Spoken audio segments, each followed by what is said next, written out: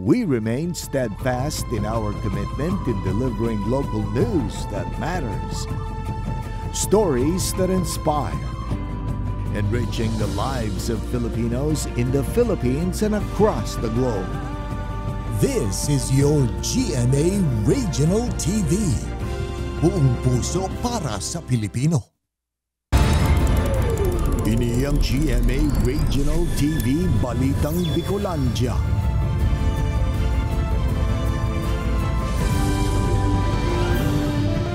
Diyos marhay na hapon mga kapuso, uninaan balitang Bicolandia.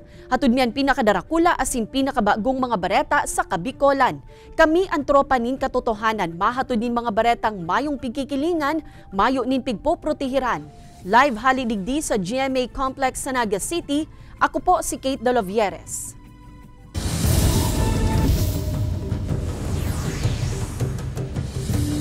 Presyo kan pinakabaratong bagas na mababakal sa Naga City People's Mall, nasa 53 pesos per kilo na. Gobyerno pinag-aadalan na ang pag-imponir nin SRP sa bagas. Ini asinan iba pang detalye, aramon ta sa pagtutok live ni Chris Novello.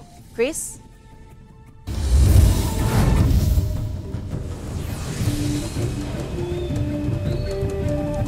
Kate, just how fast the night changes, arog kaayan kung iladawan kan mga consumer as in rice retailer ang padagos na pagmahal sa presyo kan bagas din hulita kung sa Kate ang pinakabarato like for example digdi sa Naga City People's Mall nagpapakol na sa 53 pesos ang kada kilo. Kilo-kilo na sananin bagas ang nababakal ni Marlon Ambrosio. Nagdagdag man subot ang sweldo niya como sarong minimum wage earner, alagad ubos man girari ang budget sa mahal kan mga barakalon urog na ang bagas. Kahit po kaya, 40 lang si pig mabakal ko. Ngunyan po, grabe na po ay. Dati kaya, pag bakal 400 lang, may 10 kilo na. Ngunyan po kaya, labi ng 500, kaya, grabe naman po. Sa Naga City People's Mall, nasa 53 pesos per kilo na ang pinakabaratong nababakal na bagas. Sa monitoring kan Market Enterprise and Promotions Office o MEPO, asin mga paratenda ng bagas na nasambitan ng merkado, minaabot na sa 53 pesos per kilo ang presyo kan regular milled rice, 58 pesos per kilo naman ngunyan ang well-milled rice, mantang unbranded, minapakol na sa 70 pesos per kilo. Basado sa Department of Agriculture Bicol, bastante man ang supply kan bagas sa rehiyon, alagad mas nagmahal pa ang presyo kan farm gate price kan paroy. Naglangkaw man subot ang cost of production poon sa pag-ani, pagmulino, hasta sa pagtransportar kan bagas. Partly because tumaas din yung bilihan ng palay. Gagaya sa Kamsur, umabot na sa 24 to 27.50 yung bilihan ng per kilo ng dry palay. And sa fresh naman ay 21 pesos to 22.50 centavos ang per kilo ng fresh palay. Advantage man sa mga parooman halangkaw na farm gate price kan paroy, alagad maut kan DA na mabalanse asin na masakitan sa presyo kan bagas ang mga consumer. Katakod kaini, pinag-aadalan na kan DA ang pagpapautob ning suggested retail price o SRP sa presyo kan bagas. Kakandak pa lang sila ng mga consultation. Kasi bago naman yan ipinatutupad, meron dapat mga public consultation. Bukas man subot ang mga negosyante na magsunod en kaso maaprubahan talaga ini.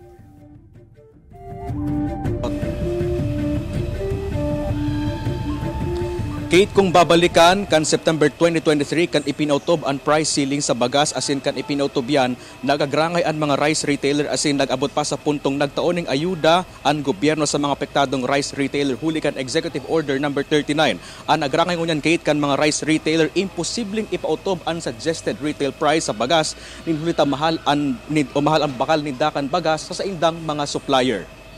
Kate? Alright, Jos Mabalos, Chris. Sarong-harong sa Banwaan kan Daet Camarines Norte ang natumtum kan nagbungkaras na kasulo sa Barangay 6. Tulos man na nagresponde ang mga kabuhan kan BFP Daet, rason para dain na madamay pa ang kataid na harong asin establishmento. Kinakarkulong poko mas o menos 750,000 pesos ang kantidad kan danyos na pigwalat kan insidente.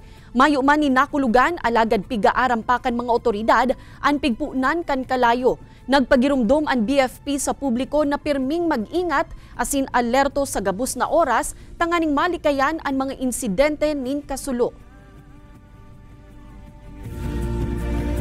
Ninhuli sa nauusong abo asin sipon na epekto kan paburubagong panahon, paggamit nin face mask kan mga paratukdo asin mga estudyante, pigre-rekomendar kan DepEd Naga.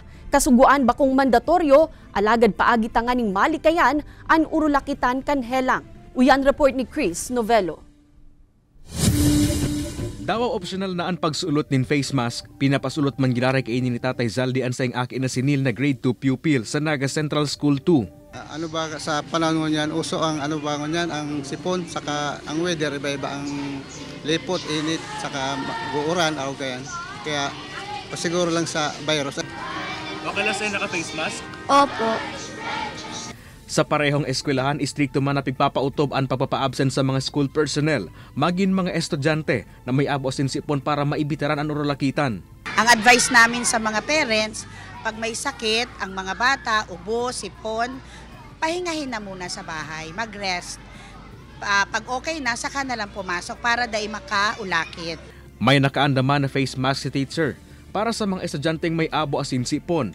Ninhuli ka na uusong niya na viral illnesses siring kan abo asin sipon. Ninhuli sa paburubagong panahon, ipigrekomendar kan Schools Division Office kan DepEd Naga ang pagsusulot nin face mask bako sana kan mga estudyante alagad magin kan mga paratukdo. It's not mandatory.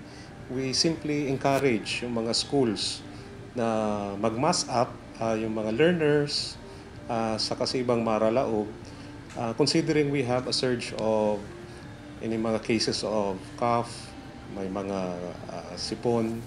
So this is merely encouragement na for self-care. Marikas kaasubutan posibilidad ng urulakitan sa laog kan eskwelahan. Pinapautob man subot kan mga eskwelahan sa syudad. Ang learning modalities kan nang daiman maapektaran ang learning activity kan mga aki.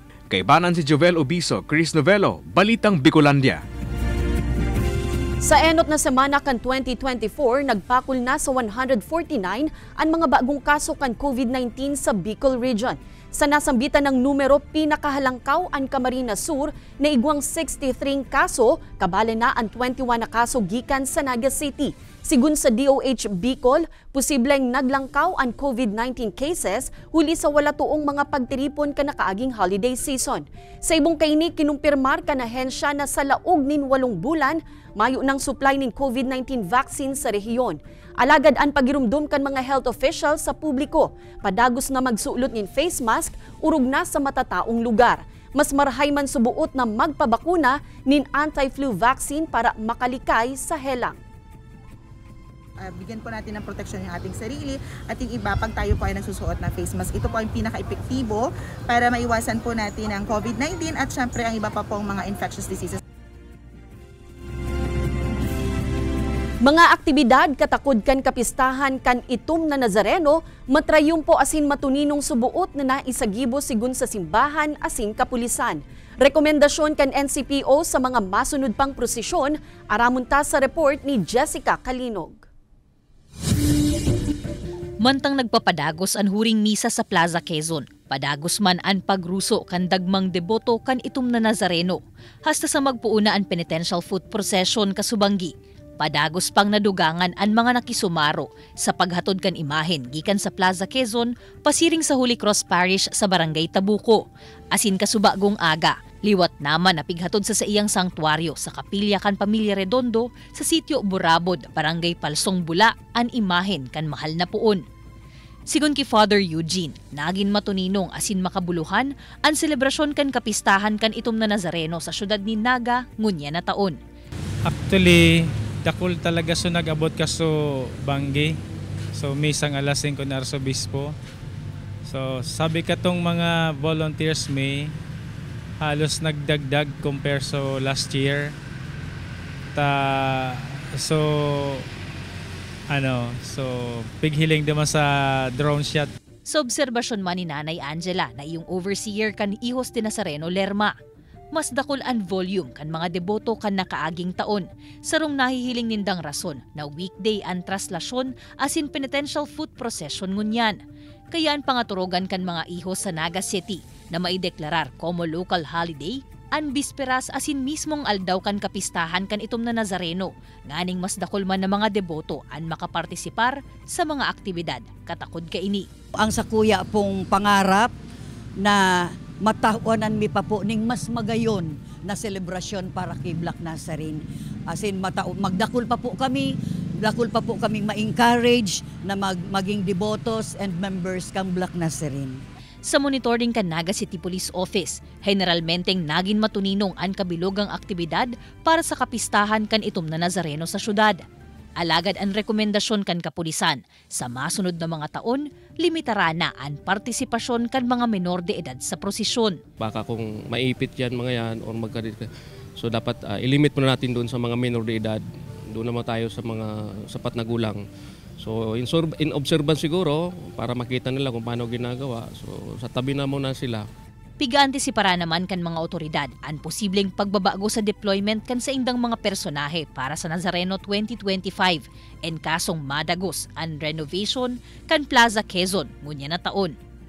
Kaibanan si Jovel Obiso asin Gerald Gandia, Jessica Kalinog, Balitang Bicolandia.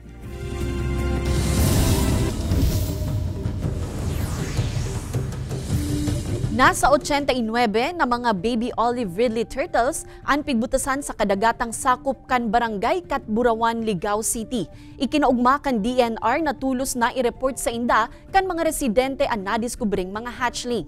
Ang mga pawikan na ini kabalik kaya sa pigkukonsiderar como endangered species na dapat protektahan.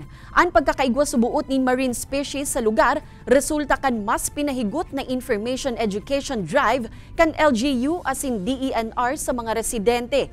Prioridad man kaya kan lokal na gobyerno ang wildlife conservation asin protection of marine resources sa syudad. Marami pong reported hatchling, ibig sabihin maganda po yung yung population nila. Kasi we have made them aware. So aware na sila. Hindi dati yan, kinukuha nila yan. Pinaglalaro ng mga bata o kung saan hinuhukay, tinatapon, hindi nila alam na these are valuable creatures. Ini ang GMA Regional TV Balitang Bicolandia. Ini ang GMA Regional TV Balitang Bicolandia.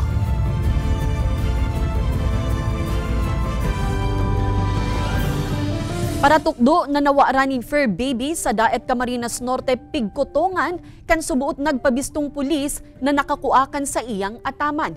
PNP Anti-Cybercrime nagpagirumdum sa publiko na maglikay sa mga scam. Tutukan sa report ni Rosie Nieva. Labis sarong simana nang nawawara ang ataman na Siberian Husky kan sarong paratukdo sa banwaan nin Daet Camarines Norte. Nganing maparikas ang paghahanap, nagpost na siya nin pangapodan sa social media sa paglaom na makakabalik pa sa iya si Mitsuki. Hasta sarong aldaw, nakaresibian for parent nin mensahe gikan sa nagpabistong pulis na naka-assign sa Daet, asin sinabing nakuakan sa iyang kapwa pulis ang Ido. Tulos man na nakipag-ulay ang for parent sa nasambitan ng persona. Alagad sa aldaw na ihahatod na kaini ang Ido, pirang beses ining naghagad nin kwarta huli sa manlain-lain na rason, arog ka na ubusan gasolina ang motorsiklo kan may dara kan Ido.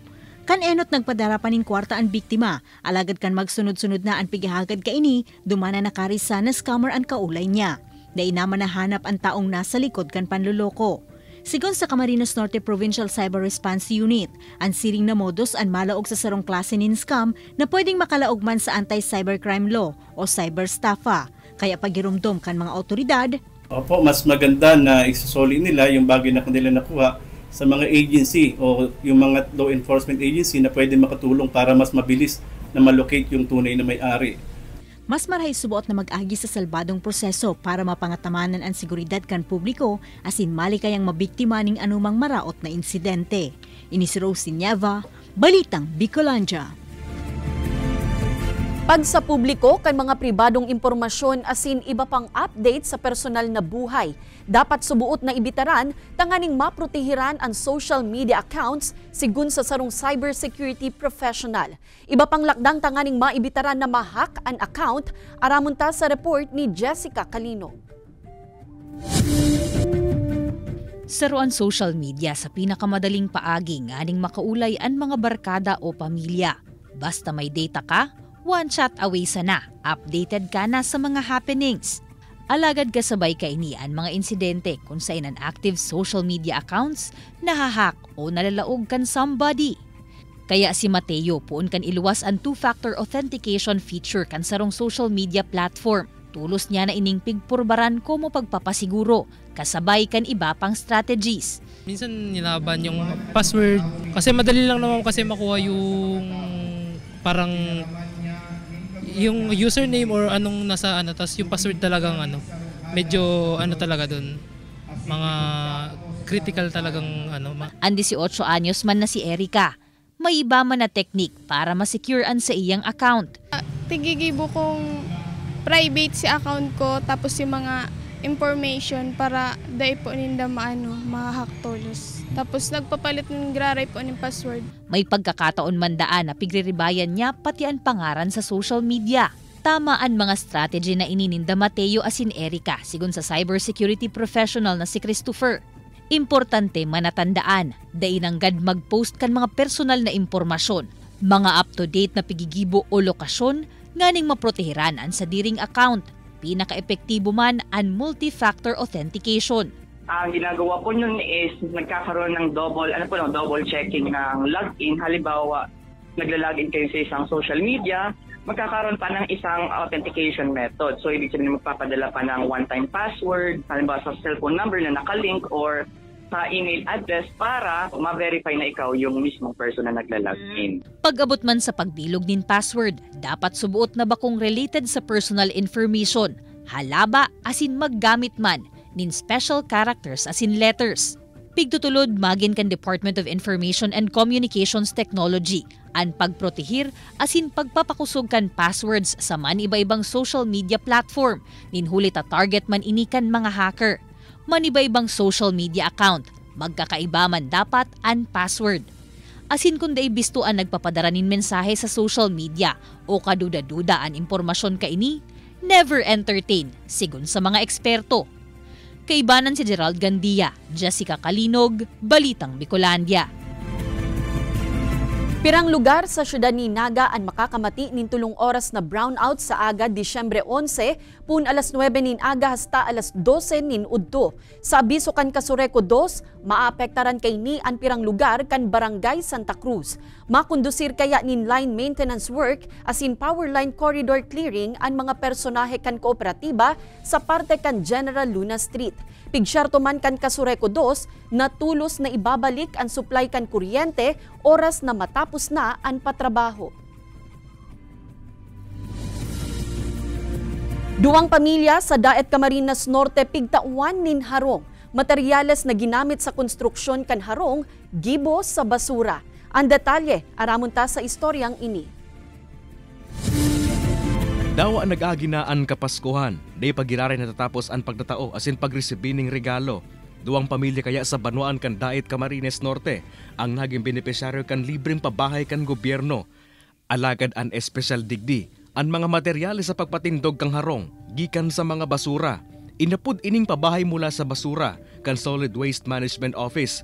Ang mga pigpinong bote asin plastic, pighalo ninda sa mga baybay asin semento nga ni makabilog din hollow blocks na yung ginamit sa pagpapatindog sa mga harong.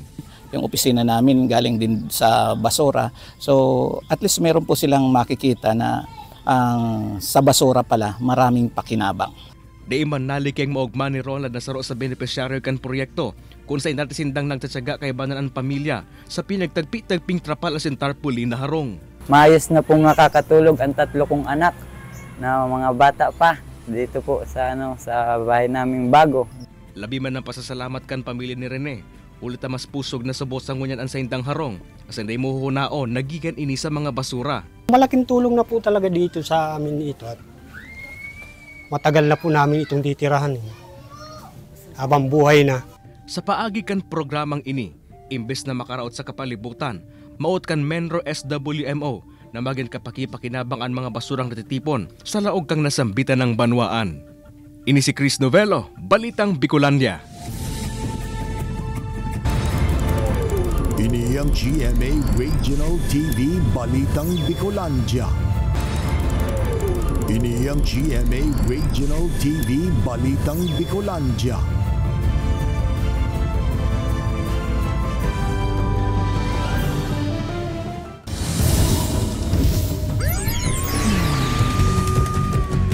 Mayo na nin buhay asin tadtad nin saksak an lawas kan madiskubre ang 19 anyos na lalaking PWD sa gilid kan Sarong Creek sa barangay Anislag, Daraga, Albay.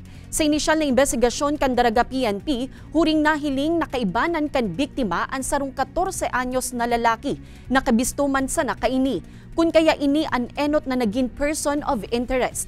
Makalis masusog ang solterito, inako subuot kaini na nagkapikunan sindakan biktima na napuli sa pananaksak gamit ang gunting. Sa ngunyan matinirmo na sa kustudiya kan MSWDO ang nasambitan ng menor de edad. Pinurbaran man na kuananin pahayag kan news team ang pamilya kan mga inbueltong persona, alagad nagsayuman ng magkomento pa. Nabiro siya, nag-react siya, then nag-react yung kabila. Nag-react din siya na hanggang umabot na nga sa pagsaksak. Arog kan ibang mga lugar, binukasan naman ang Business One-Stop Shop sa Banwaan kan Daet, Camarines Norte, Kasuudma. Madurar ang aktibidad hasta sa Pebrero 29. Alagad binagungunyan kan LGU ang sa indang patakaran kung sa in first come first serve basis ang magiging sistema. Mantang limitado sa nasa sanggatos na tao, kada aldaw ang aakomodaron para sa indang transaksyon. Dawa haluwag na ang restriksyon, igwa pa man giraray nin plastic isolation sa kada booth na masirbing proteksyon kan mga kliyente asin empleyado. Ineen kami narman kan LGU ang mga negosyante na aprobitsaran ang labis sarong bulan na aktibidad para mas mapadali ang pag-asikaso nindakan sa indang mga legal na dokumento. Kapag meron po tayong Business One-Stop Shop, kumpleto po lahat ng mga opisina, ahensya ng gobyerno na pinagkukunan natin ng iba't ibang clearances and permits para po mabigyan kayo ng Mayor's Business Permit.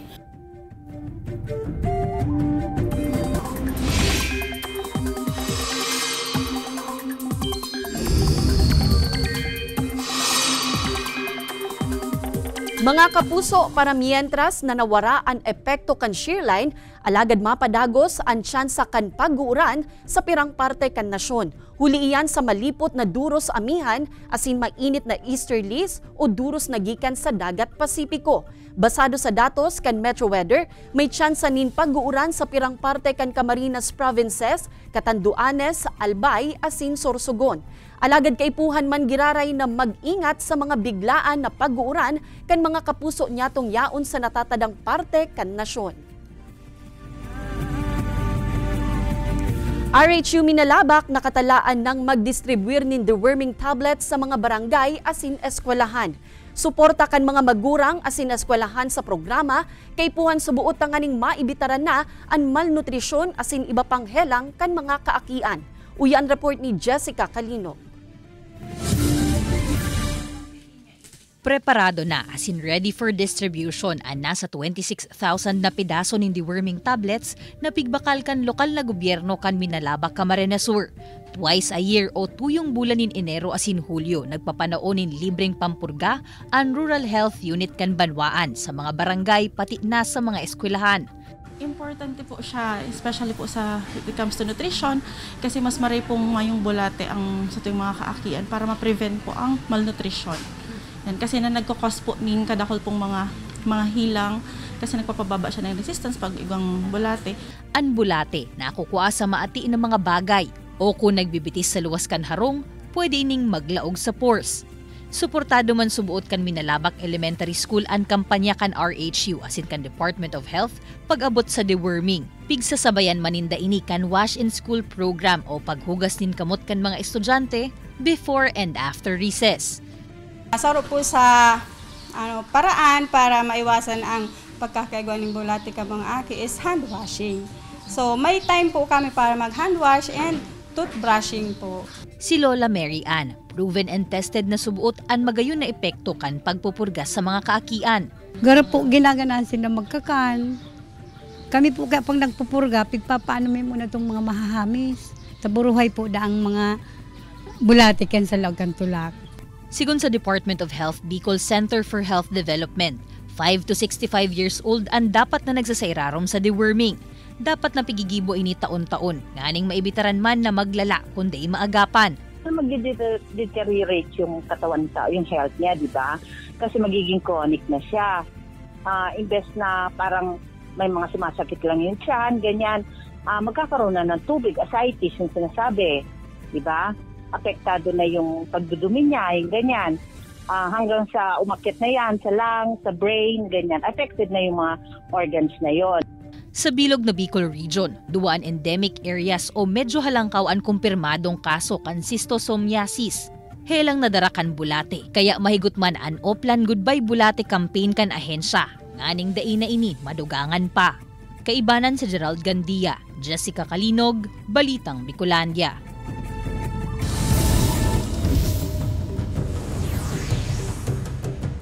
First 2 episodes kan revenge drama series na Makiling na panutulos nin intense scenes. Mantang Black Rider padagos pa sa indang mga maaaksyong eksena. Uyan report.